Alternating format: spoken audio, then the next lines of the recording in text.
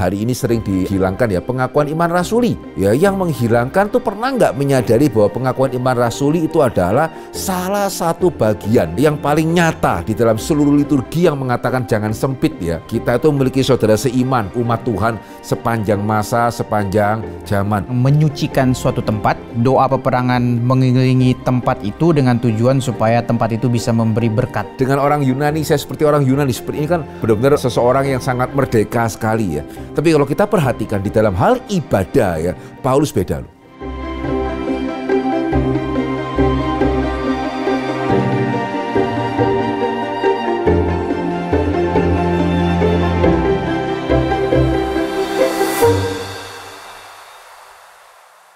Selamat datang di Fokus Q&A, Fondasi Kekristenan untuk Semua. Program yang fasilitasi iman kita dalam mencari pengertian, menuju orang Kristen yang dewasa.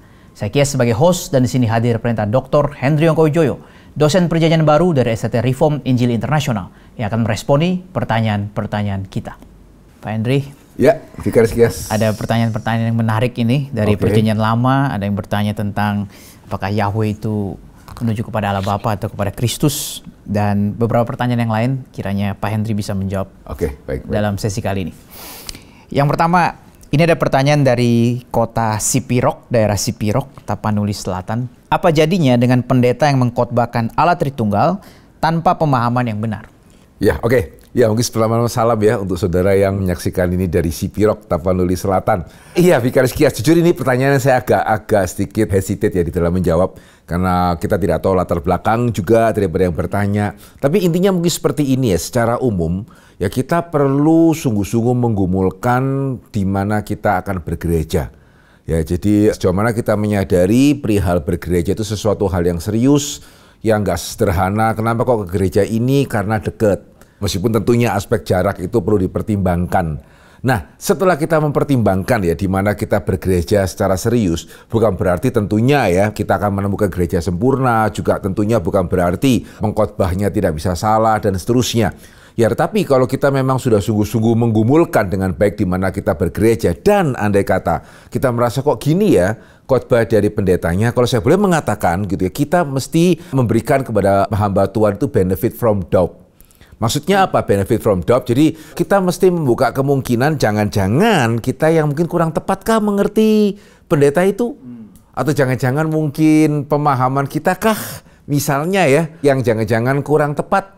Ya, sehingga kalau kita memberikan kepada seorang pendeta benefit from doubt, ya karena sebetulnya kita juga sudah menggumulkan kenapa kita bergereja di sana, bukan berarti kemudian pendetanya pasti benar, kita pasti salah, tetapi kita akan lebih hati-hati.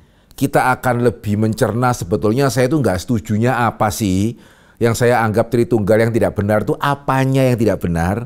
Ya, kita juga menggali terlebih dahulu. Kalau setelah kita menggali dan kita menemukan, aduh bener loh dalam hal ini, misalnya ya, saya nggak tahu sih apakah dalam hal keesaannya atau mungkin di dalam hal ketrinya gitu ya, kurang tepat, ya kita bisa mengajak hamba Tuhan untuk berdiskusi.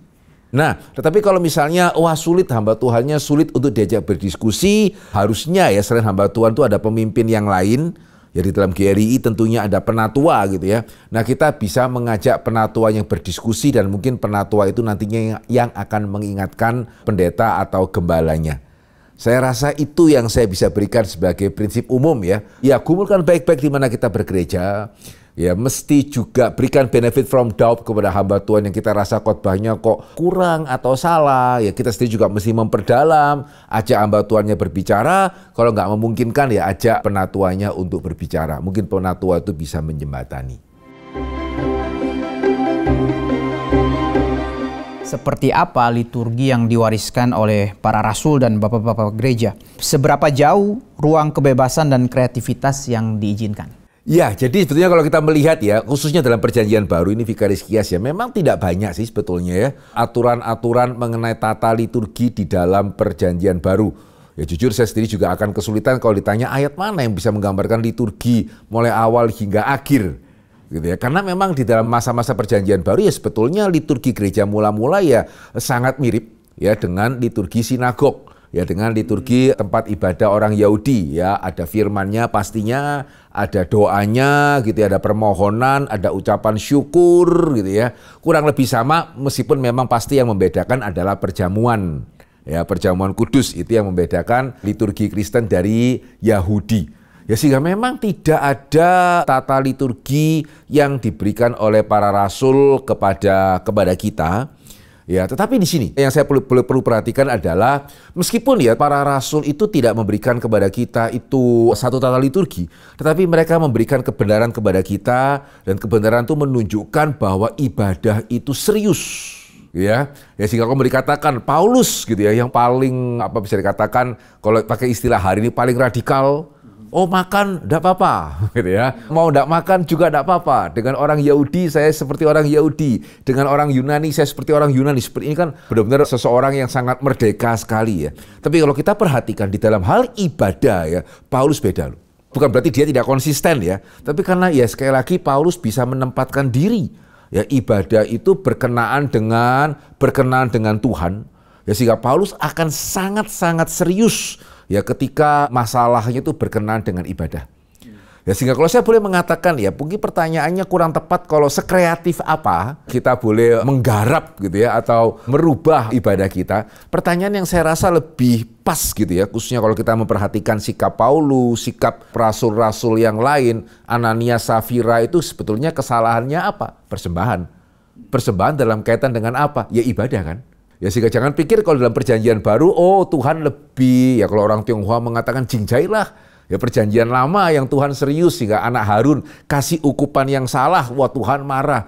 Di perjanjian baru di sini kita melihat Ananias Safira itu berkenaan dengan persembahan, dengan ibadah. Ya, sehingga itu kenapa pertanyaannya bukan sekreatif apa ya, tetapi sesungguh-sungguh apa kita memikirkan liturgi kita. Ya, sesungguh-sungguh apa, sethoughtful apa, seserius apa kita memikirkan liturgi kita. Sehingga bukan berarti tidak boleh dikurangi, bukan berarti tidak boleh ditambah. Tetapi ketika kita mengurangi, betul-betul perlu dipikirkan kenapa harus dikurangi. Bagian itu sebetulnya awalnya ada karena apa? Ya, ada dasarnya atau tidak? Ya, jadi sebetulnya kadang-kadang agak menggelisahkan saya misalnya dalam hal mimbar. Oh, mimbar kan sepertinya nggak sama dengan firman. Loh ya iya, gitu ya. Yesus juga khotbah di bukit juga tidak pakai mimbar tentunya gitu ya. Tetapi pernah memikirkan nggak kenapa kok kemudian gereja itu ada mimbarnya? Mimbar itu ada mulai kapan? Yang mau disampaikan itu apa? Kenapa ada mimbar satu gereja di gereja dengan gereja yang lain? Kok bisa tidak sama? Kenapa ada mimbar yang lebih di atas? Kenapa mimbar yang ada lebih di tengah? Nah, semua itu sebetulnya ada reasonnya. Pernah dipikirkan nggak? Ya, sehingga jangan kita oversimplified. Yesus juga nggak pakai mimbar kok. Ya, Paulus juga khotbah di Athena, emangnya mimbarnya mimbar dari mana? Sehingga nggak perlu mimbar. Itu terlalu oversimplified. Jadi ketika kita mau menghilangkan satu bagian daripada liturgi gitu ya, atau satu aspek di dalam ibadah kita benar-benar harus memikirkan dasarnya apa, alasannya apa ini ada. Karena kalau kita bahkan tidak tahu alasannya, ya gimana kita tahu menghilangkan itu benar atau tidak. Contoh misalnya yang hari ini sering dianggap atau sering dihilangkan ya pengakuan iman rasuli. Ya, yang menghilangkan tuh pernah nggak menyadari bahwa pengakuan iman rasuli itu adalah salah satu bagian ya yang paling nyata di dalam seluruh liturgi yang mengatakan jangan sempit ya. Ya, kita itu bukan cuman kita. Ya, kita itu memiliki saudara seiman, dan saudara seiman kita bukan sebelah kanan, sebelah kiri yang sedang beribadah bersama-sama, tetapi umat Tuhan sepanjang masa, sepanjang zaman. Pernah memikirkan itu enggak? Demikian juga ketika kita mau menambahkan ya satu unsur di dalam ibadah, pernah enggak sungguh-sungguh memikirkan pertimbangannya itu menyeluruh? Dan bukan cuma sekedar ya karena remaja suka. Kalau enggak remaja pergi. Padahal ya realita menunjukkan justru gereja yang dengan gampang mengubah itu malah membuka pintu untuk pemudanya pergi juga itu. Ya, karena pertimbangannya bukan itu, bukan cuma sekedar ikut-ikut. Ya, jadi saya pikir ibadah yang benar ya harusnya itu bersifat menyeluruh, ya harusnya bersifat itu thoughtful, dipikirkan dengan konsep yang baik dan benar gitu. Dulu Tuhan marah gitu kepada ibadah yang tidak benar. Kalau hari ini tuh bentuk kemarahan Tuhan tuh seperti apa ya Pak? Oke, good question ya. Dulu orang kasih persembahan mati, sekarang kok tidak? Ya, dulu misalnya di Korintus, dan juga ya di Korintus ya, Paulus mengatakan banyak di antara kamu yang sakit, tidak sedikit yang mati, itu perjamuan, ibadah lagi. Nah, begini, jadi memang kita mesti berpikir secara dewasa ya. Ya jadi jangan seperti anak-anak bahwa oh ya mesti dimatikan semua baru saya itu sadar bahwa Tuhan itu serius. Enggak. Harusnya apa yang terjadi di awal ya itu menjadi satu pelajaran, menjadi satu contoh bagi kita. Ya sehingga fakta bahwa hari ini misalnya ya tidak semua orang yang tidak kasih persembahan atau kasih persembahan secara tidak jujur tidak kemudian langsung mati, atau ketika perjamuan kudus dilakukan secara kurang tepat bukan berarti kemudian langsung mati. Tentunya ya bukan berarti oh Tuhan sekarang sudah menyerah deh memang umatnya seperti ini. Tidak ya. Ya tapi kita melihat itu sesuatu hal yang tidak benar dan bukannya tidak ada itu akibatnya. Ya, sehingga saya pernah mengatakan kepada Vikaris Kias juga ya, ketika sakramen dilakukan secara kurang tepat, hari ini ada orang dibaptis dan masih ragu apakah dia itu orang percaya. Ya padahal tidak ada di antara kita yang menerima akte nikah dari negara yang kemudian ragu saya beneran nikah atau tidak. Berarti kan gereja ini kayak main-main ini ya.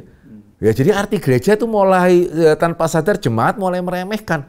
Saya dibaptis, jangan-jangan itu kan yang membaptis saya itu gereja ya. Tuhan jangan-jangan tidak. Which is kita tidak pernah bertanya, waduh jangan-jangan kan negara, jangan-jangan saya belum sah ini pernikahan. Ada.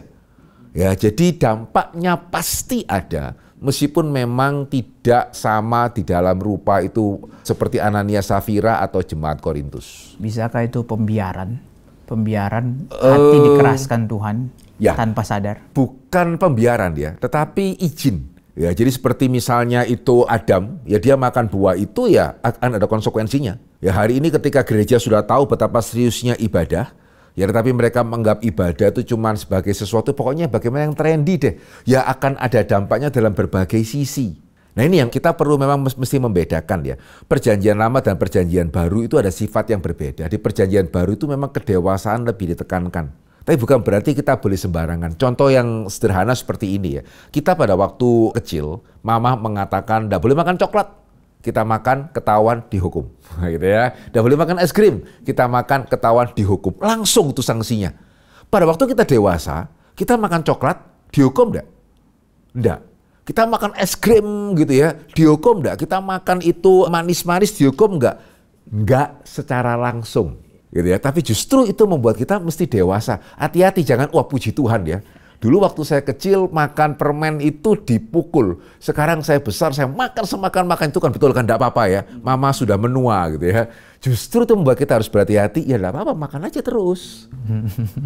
Gitu ya, makan aja terus gitu ya. Tapi someday, wah itu akan lebih berat daripada sekedar dipukul rotan oleh orang tua. Nah ini yang kita mesti hati-hati ya. Di dalam perjanjian baru memang Tuhan itu tidak sedikit-sedikit di Ananias dan Safira kan, tapi sebetulnya kita diharapkan untuk dewasa, ngerti ya.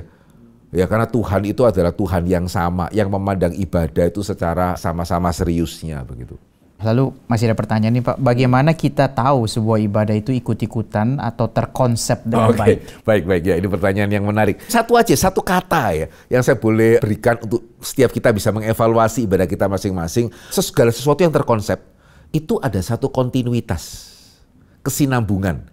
Kita nggak bisa mengatakan ini terkonsep dengan baik. Kalau ini tangganya di mana, tangganya di mana. Nah bisa kalau itu terjadi karena ini baru beli ditambah lagi gitu ya bangunannya. Segala hal yang terkonsep dengan baik akan ada kesinambungan mulai depan sampai belakang. Ya, dalam hal ini gitu ya. Nah ini kadang-kadang kita tidak sadar. Ibadah atau liturgi yang kita miliki, ya itu sebetulnya sinambungnya itu luar biasa. Saya juga sebetulnya bahkan ada hal kesinambungan ini ya, yang saya baru sadar ketika saya bincang-bincang dengan pendeta Yakub atau lebih tepat murid daripada pendeta Yakub yang di GRI, beliau menekuni ya mengenai liturgi, disertasinya dia juga mengenai Luther dan musik begitu ya. Saya nggak menyangka ya, kita kan pada waktu liturgi di depan kan sudah ada doa pengakuan dosa kan, supaya kita boleh dikuduskan untuk kita beribadah. Kenapa pada waktu doa syafaat juga ada pengakuan dosa lagi? Gitu ya. Kenapa kok diulang 2 kali? Nah ini saya kaget pada waktu saya mendengar, kita setelah doa di awal, kita lagu pertama kan, misalnya Ku Mengasihi Kristus. Ya lagu kedua, Gereja yang Teguh, Berdirilah Gereja, Dasar yang Kokoh gitu ya. Tapi seringkali kan kita nyanyi asal nyanyi. Lagu pertama selesai nyanyi, lagu kedua Dasar yang Teguh nyanyi, kemudian ayo kita doa syafaat. Dan sebetulnya waktu doa syafaat itu ya, kita diingatkan, lagu pertama kita nyanyi mengasihi Tuhan loh. Beneran ini sudah mengasihi. Jangan-jangan munafik. Ya lagu kedua kita menyanyi, berdirilah gereja gitu ya. beneran nih kita sudah menganggap gereja itu penting. Ya jangan-jangan cuma nyanyi aja. Nah, pada waktu kita doa pengakuan dosa yang di tengah itu, sebetulnya jemaat diajak mikir ya. Jangan cuma asal buka mulut ya, ku mengasihi Tuhan, pikir, bener enggak? Kalau enggak ya say sorry. Ya jadi, wah ini saya kaget ya, ternyata itu kesinambungannya itu seperti itu. Cuma seringkali kita tidak menyadari. Jadi itu yang pertama ya, liturgi yang dikonsep dengan baik, itu ada satu kesinambungan mulai awal hingga akhir. Kenapa kok ada ininya? Kenapa kok ada itunya? Gitu ya, oh karena aspek ini kaitannya ke sini. Aspek pengakuan roh iman rasuli kaitannya apa? Kenapa setelah itu ada persembahan? Kenapa setelah itu ada pengutusan? Setiap bagian itu menyatu menjadi satu. Nah ini yang pertama, kesinambungan di dalam liturgi itu sendiri. Tapi juga yang kedua ya, ini yang kadang-kadang saya khawatir. Ya dan saya rasa ini mungkin salah satu contoh yang paling jelas ya, bahwa jangan-jangan cukup banyak gereja itu ibadahnya sekedar, sorry to say kalau saya harus mengatakan, ikut arus. Ya karena kesinambungannya tidak ada dalam pengertian. Sekolah minggu ibadahnya begitu. Pada waktu remaja tiba-tiba lain, pakai band dan seterusnya. Pada waktu mereka harus naik ke kebaktian umum, tiba-tiba kembali pakai piano itu. Ya jadi ya tentunya bukan berarti kalau kita sekolah minggu kita ajari mereka setiap hari lagunya Handel dan seterusnya, tidak ya. Tapi di gereja-gereja yang konsep ibadahnya terpikirkan dengan baik, kita ke sekolah minggunya gitu. Kita ke remaja pemudanya gitu, kita ke umumnya gitu, sehingga dari sekolah minggu ke remaja tidak kaget. Dan ini yang seringkali terjadi, dari remaja pemuda ke dewasa ya juga tidak kaget. Ini lagu dari mana? Seumur-umur saya jadi orang Kristen tidak pernah nyanyi lagu itu. Ya sementara lagu yang biasa saya nyanyikan di remaja pemuda tidak pernah disentuh. Gitu ya, di dalam kebaktian umum. Ini problem ke depan loh. Sehingga justru ini kemudian yang membuat kenapa seringkali dikatakan dari sekolah minggu ke remaja kok banyak yang hilang. Dari remaja pemuda ke dewasa kok banyak yang hilang. Ya karena kita nggak sinambung. Ya sama seperti kalau kurikulum SMP kita sama sekali tidak mengena dengan SD. Kurikulum SMA kita sama sekali tidak mengena dengan SMP ya. Bisa dibayangkan murid kita akan seperti apa. Nah ini kalau misalnya ada di antara pendengar kita yang seperti itu, dan kalau saudara dalam posisi pemimpin ya, bolehkah saya mengajak saudara untuk memikirkan ini udah betul loh. Gitu ya, kenapa kok bisa seperti ini, boleh dipikirkan baik-baik begitu.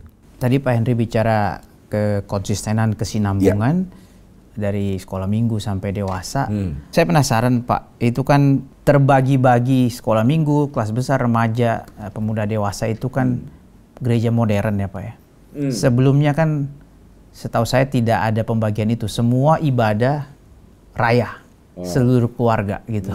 Cuman dalam hal ini Vikaris, tentunya saya asumsikan kita tahu ya kenapa kemudian dimulai sekolah minggu. Gitu ya, sekolah minggu kan yang memulai bukan gereja ya, ada satu orang di Inggris ya, Robert Wright ya, dia memulai sekolah minggu. Kenapa dia melakukan seperti itu? Kita bisa menduga ya, karena ternyata bisa jadi ya memang tidak mudah loh. Ya kebaktian lintas generasi itu suatu hal yang tidak mudah. Nah ini perlu diselidiki ya, sekali lagi ya perlu diselidiki. Intinya tadi jangan kita mengubah itu sekedar oh ini harusnya kan kesatuan kita menyatukan yuk gitu. Nah kita mesti lihat ini dari mana awalnya kebaktian sekolah minggu. Kenapa kok sampai ada kebaktian sekolah minggu? Dan kenapa kemudian yang memulai kok bukan gereja, tapi juga kenapa kemudian semua gereja itu mengadopsi? Jangan-jangan loh ini ya, silakan diselidiki lebih lanjut, karena ternyata anak-anak tidak terjangkau dengan baik. Ya, sehingga jangan-jangan gitu ya, kemudian banyak anak yang tidak lagi ke gereja, ya bersyukur Tuhan membangkitkan tadi Robert Wright untuk secara khusus menjangkau mereka gitu ya, sehingga hari ini kita melihat dari anak-anak juga sudah kita bisa perkenalkan kepada Kristus. Ya, jadi ini mesti dipikirkan baik-baik sebelum kemudian kita menyatukan lagi ibadah. Ya, karena kalau enggak nanti kita mesti berdoa 100 tahun lagi Tuhan membangkitkan Robert Wright kedua itu.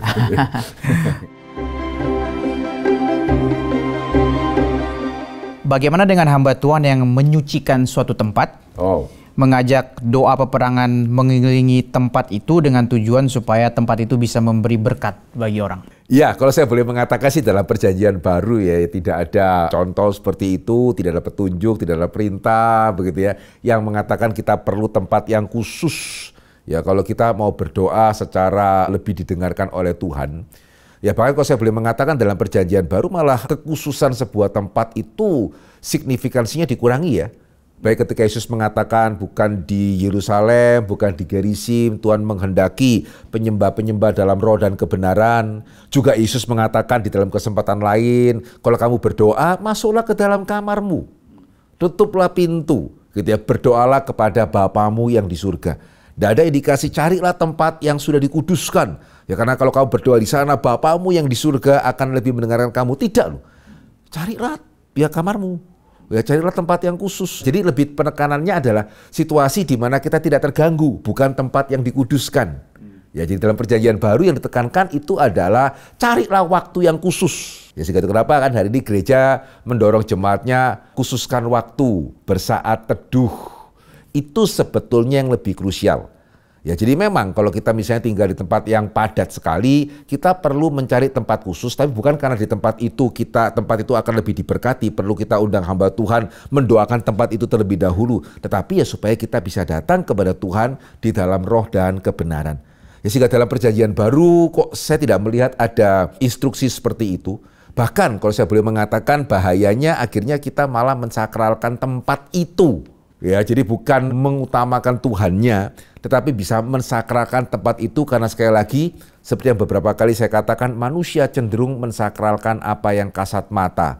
Ya sehingga hati-hati sekali gitu ya, di dalam kita sepertinya ini sakral nih, ini tempat di mana saya sudah doakan. Gitu. Akhirnya malah membuat kita tidak berkenan kepada Tuhan. Ya kalau mau dikatakan kan yang memutari itu kan sebetulnya ya kalau sejauh yang saya tahu kan merujuknya kepada Yeriko ya. Tetapi ya kita perlu sadar ya, itu bukan, saya tidak mau mengatakan oh itu perjanjian lama, perjanjian baru tidak berlaku, enggak ya. Tapi di perjanjian lama itu pun sekali. Dan pastinya bukan merupakan maksud Tuhan untuk mengatakan nih ya saya jadikan ini sebagai contoh. Sehingga next kamu kalau mau melawan Ai atau kamu mau perang melawan siapa puterin. Tidak. Ya enggak ada satupun teguran dari para nabi misalnya kenapa kamu kalah perang karena kamu tidak belajar seperti Yeriko. Enggak ada. Itu sebetulnya satu kali untuk menunjukkan kepada orang Israel dan menunjukkan kepada penduduk Kanaan sebetulnya yang berperang itu siapa. Dan satu peristiwa itu seharusnya sudah jelas sehingga itu kenapa bukan cuma di perjanjian baru, di perjanjian lama juga tidak ada instruksi untuk mengulangi dan tidak ada teguran ketika orang Israel tidak pernah mengulangi ya, gitu ya, memuteri satu kota atau memuteri Babel gitu ya, atau memuteri Mesir sehingga Mesir runtuh, tidak sih. Yang ditekankan di dalam perjanjian baru dalam hal ini ya, berdoalah 2-3 orang, berdoalah sama-sama, berdoalah dengan sehati. Nah itu, ya tanpa harus doanya memuteri, doalah sama-sama, doalah dengan sehati, gitu ya, mengenai pekerjaan Tuhan dan Tuhan akan mendengarkan. Mengenai mengelilingi tempat itu yang pernah saya dengar dulu, GBK itu pernah dikelilingi tahun 90-an waktu ada KKR di sana begitu. Iya, saya tahu sih tujuannya kan ya seperti yang di perjanjian lama. Cuma itu kenapa kita mesti melihat, kenapa? Ya kayak tadi misalnya Anania Safira dibegitukan sekarang tidak, apakah Tuhan berubah? Ya tidak. Tapi kemudian di Yeriko diputerin, apakah berarti sekarang juga harus ikut diputerin? Ya juga tidak, pertimbangannya itu apa gitu ya. Repot juga kalau GBK runtuh Pak ya. GBK kalau runtuh KKR-nya ntar di mana gitu. Nah, kan dipakai buat KKR. Jadi tadi saya mengatakan di dalam konteks perjanjian lama itu malah konteksnya menghukum ya, bukan malah memberkati. Ya betul tadi kan pertanyaannya betulkah kalau doa di sana lebih terberkati ya. Saya ada pertanyaan Pak mengenai sembah dia dalam roh dan kebenaran. Ini saya sering dengar alasan ini sering dipakai kepada let's say ekstrim satunya yang sangat tidak peduli kepada tempat, ya mau di rumah, online dan sebagainya, mengatakan dalam perjanjian baru nggak ada lagi tuh tempat yang ditetapkan. Padahal kan kalau kita lihat orang Kristen berkumpul kan tetap biasanya di satu tempat, ya, tetap tempat bukan jadi pribadi, tetap komunal gitu. Betul. Nah sehingga Yesus mengatakan tempatnya tidak harus di mana. Ya. Bukan berarti Yesus mengatakan tidak perlu tempat. Ya. Dasarnya apa? Sederhana dong di dalam Ibrani ya. Janganlah kamu meninggalkan pertemuan ibadah. Gimana caranya pertemuan itu bisa tidak dengan tempat. Ya bahkan hari ini ya kalau kita kembali ke masa COVID ya. Yang paling dirasa suffer itu adalah persekutuannya. Ya pengajaran mungkin bisa pakai Zoom. Kelas bisa pakai Zoom. Tetapi hal-hal yang bersifat persekutuan, KTB, wah itu yang paling susah digantikan dengan Zoom. Ya karena kita mesti sadar ya, manusia itu tetap adalah darah dan daging. Yang mengatakan, oh tempat tidak penting, yang penting hati. Oke, coba aja ibadah AC dimatikan. Ya kemudian pemimpin ibadahnya lagunya mestinya F, dia nyanyikan C. Coba saya mau tahu gimana caranya menyembah Tuhan dengan segenap hati gitu. Ya tidak bisa. Sehingga sekali lagi Yesus mengatakan bukan di Gerizim, bukan di Yerusalem, itu berarti memang tidak harus tempat tertentu. Yesus tidak pernah mengatakan tidak perlu tempat. Saya mau bertanya tentang YHWH yang disebut dalam episode sebelumnya merujuk kepada Allah Bapa. Sedangkan dalam Yeremia 23 ayat 5-6, sesungguhnya waktunya akan datang, demikianlah firman Tuhan, bahwa aku akan menumbuhkan tunas adil bagi Daud. Ia akan memerintah sebagai raja yang bijaksana dan akan melakukan keadilan dan kebenaran di negeri. Dalam zamannya, Yehuda akan dibebaskan dan Israel akan hidup dengan tentram. Dan inilah namanya yang diberikan orang kepadanya, Tuhan keadilan kita. Nah, kata Tuhan di ayat 6 ini dalam bahasa aslinya ditulis YHWH. Ya, mohon pencerahannya, Pak. Oke, baik. Ya, wah ini pertanyaan yang menarik sekali ya. Ya, kalau kita melihat di ayat yang kelima sebetulnya nggak ada masalah ya. Karena ketika dikatakan sesungguhnya waktunya akan datang, demikianlah firman Tuhan, bahwa aku akan menumbuhkan tunas adil. Nah, tunas adil di sini jelas Kristus kan. Berarti kan firman Tuhan di sini, firman Yehova di sini adalah bukan Kristus kan, Bapa. Tapi memang ini menarik ya, pertanyaannya, loh di ayat yang ke-6 kan dikatakan nama dari tunas Daud itu, gitu ya, nama yang akan diberikan orang kepada tunas Daud itu adalah Tuhan keadilan kita. Tuhannya di sini huruf besar semua, begitu ya. Berarti kita bisa mengasumsikan dalam naskah aslinya Yehova keadilan kita. Loh bukankah berarti tunas Daud itu namanya adalah Yehova keadilan kita gitu ya. Nah ini yang kita mesti mengerti secara konteks ya. Jadi pada waktu dikatakan inilah namanya diberikan orang kepadanya Tuhan keadilan kita, bukan berarti orang Israel memahami ya, oh tunas Daud itu adalah Allah menjadi tunas Daud. Ya, atau Yehova menjadi tunas Daud, atau Yehova menjadi Mesias.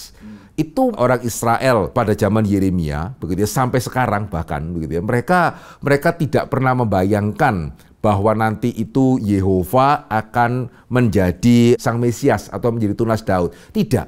Jadi apa maksudnya ketika dikatakan namanya diberikan orang kepadanya Tuhan keadilan kita? Itu maksudnya adalah di dalam diri Mesias ini, melalui apa yang dilakukan oleh tunas Daud ini, betul-betul keadilan kebenaran Yehova itu dinyatakan kepada kita. Ya, sehingga namanya itu adalah Yehova keadilan kita. Orang ini di dalam dia benar-benar kita melihat keadilan Yehova dinyatakan kepada kita. Sehingga dalam pengertian itu sebetulnya Paulus di dalam Roma pasal yang pertama yang ke-16, ya, Paulus mengatakan aku mempunyai keyakinan yang kokoh dalam Injil karena Injil adalah kuasa Allah yang menyelamatkan setiap orang percaya. Ya, pertama-tama orang Yahudi tetapi juga orang Yunani, sebab di dalamnya nyata kebenaran Allah. Kata kebenaran di sini juga adalah kata yang dipakai untuk keadilan ya, kebenaran keadilan, dikaiosune, righteousness begitu. Ya sehingga sebetulnya betul di dalam Kristus kita melihat kebenaran Yehova, keadilan Allah itu dinyatakan. Ya, jadi bukan berarti Yehova itu menjadi tunas Daud sehingga tunas Daud itulah Allah yang disebut sebagai Yehova di dalam perjanjian lama. Tidak sih. Ya bagi orang Yahudi tunas Daud. Yehova itu Yehova. Sampai sekarang mereka mempunyai keyakinan seperti itu gitu. Apakah juga sama dengan Yesus disebut firman Allah gitu? Ya, dia adalah Bapa, penasehat ajaib gitu ya, Bapa yang agung, Bapa yang kekal gitu. Ya, jadi bukan berarti kemudian dia sama dengan Bapa yang kekal begitu ya. Tidak, di dalam dia ya kita melihat Bapa yang kekal. Waktu Musa bertemu Allah di belukar yang berapi, itu Musa berjumpa pribadi Bapa ataukah Sang Firman? Iya, ini menarik ya, ternyata cukup banyak pertanyaan berkenaan dengan siapakah Yehova dalam perjanjian lama ya. Saya akan berikan satu dasar ya, kenapa saya masih melihat bahwa yang di dalam perjanjian lama itu adalah menuju kepada Allah Bapa. Dasar yang saya lihat adalah di dalam Yohanes pasal ke-6. Ya, ketika orang Yahudi itu membandingkan Yesus dengan Musa, mereka mengatakan Musa memberi kami roti. Engkau melakukan perbuatan apa? Gitu ya. Nah yang menarik kan Yesus tidak mengatakan, loh saya memberikan kamu mana loh. Tidak ya. Jelas di dalam Yohanes pasal ke-6 Yesus mengatakan bukan Musa sih, Bapakku. Ya, sebetulnya bukan Musa, sebetulnya Bapakku itu yang memberikan mana kepada nenek moyangmu. Nah di sini terkait dengan pertanyaan ini yang perlu diperhatikan adalah Yesus tidak mengatakan aku loh itu. Padahal dia di dalam kesempatan lain dia mengatakan sebelum Abraham jadi aku ada. Gitu ya. Jadi dia bukannya kemudian wasungkan ya, masa bilang aku yang memberikan kepada kamu makan sehingga itu kenapa dia pakai Bapakku, tidak sih. Ya sehingga dari jawaban Yesus di sini kita melihat jelas ya Yesus mengatakan Bapakku itu yang memberikan makan kepada Israel. Berarti kan di dalam perjanjian lama yang diyakini oleh orang Israel Yehova yang memberikan mereka mana, Yehova yang menyatakan diri kepada Musa, Yehova yang memberikan 10 perintah di Gunung Sinai. Ya itu adalah satu kesatuan yang Yesus sebut sebagai Bapa. Sehingga kalau Yesus menyebutnya sebagai Bapa, saya rasa itu adalah kebenaran yang paling benar ya. Sehingga itu kenapa saya memang melihat di dalam perjanjian lama, Yehova itu lebih merujuk kepada Allah Bapa. Tanpa sekali lagi tentunya dengan kita sadar Allah Tritunggal adalah Esa dan seterusnya begitu ya. Ya bagaimana dengan I am who I am kepada Musa, kemudian yang Yesus katakan before Abraham was, I am gitu. Itu nah, sehingga itu kan orang Yahudi kenapa mau melempari dia dengan batu? Karena dia menyamakan diri dengan Allah. Kesetaraan. Kesetaraan. Sehingga ditegaskan di dalam Yohanes pasal 1 ayat 1. Firman bersama-sama dengan Allah sekaligus firman adalah Allah. Tapi itu dua-dua mesti dipegang bersama-sama. Jangan firman adalah Allah berarti ya nggak usah bersama-sama. Ya berarti itu gitu. Ya tidak. Ya firman itu bersama-sama dengan Allah. Firman itu adalah Allah. Allah menyatakan Allah. Ya anak yang di dalam pangkuan Bapak menyatakan Allah gitu. Jadi ya kepada Musa yang I am who I am itu siapa Pak? Oke, sehingga kalau kita boleh melihat secara dalam pengertian ketat nih ya gitu ya. Sama seperti saya mengatakan siapa yang memberikan mana kepada orang Israel? Yesus menyebutnya siapa? Gitu ya. Yesus menyebutnya itu Bapa. Ya, sehingga saya ikut aja sebutan Yesus itu seperti apa gitu ya. Jadi saya mengatakan, ya Yesus melihat itu sebagai kesatuan ya. Ya, jadi Allah yang memberikan mana itu juga adalah Allah yang menyatakan diri, itu juga Allah yang memanggil Musa, Allah juga yang memberikan hukum Taurat, Allah juga yang menghukum mereka selama 40 tahun gitu. Orang Israel tentunya tidak melihat itu sebagai Allah yang berbeda begitu. Oke Pak, terima kasih untuk ya, kiranya boleh menjadi berkat. Terima kasih juga untuk pertanyaan-pertanyaan yang menarik ini ya. Kiranya boleh menjadi berkat. Kita bersyukur pertanyaan-pertanyaan sudah boleh dijawab, tapi kalau saudara masih mempunyai pertanyaan yang lain, silakan mengirimkan pertanyaan Anda melalui WhatsApp atau komen di YouTube. Link kelas fokus episode 1-22 yang membahas dari penciptaan sampai eskatologi bisa didapatkan di dalam kolom deskripsi. Jika saudara mendapat berkat dari program ini, silakan men-share kepada yang lain. Mari kita bersama bertumbuh menjadi orang Kristen yang dewasa. Tuhan memberkati.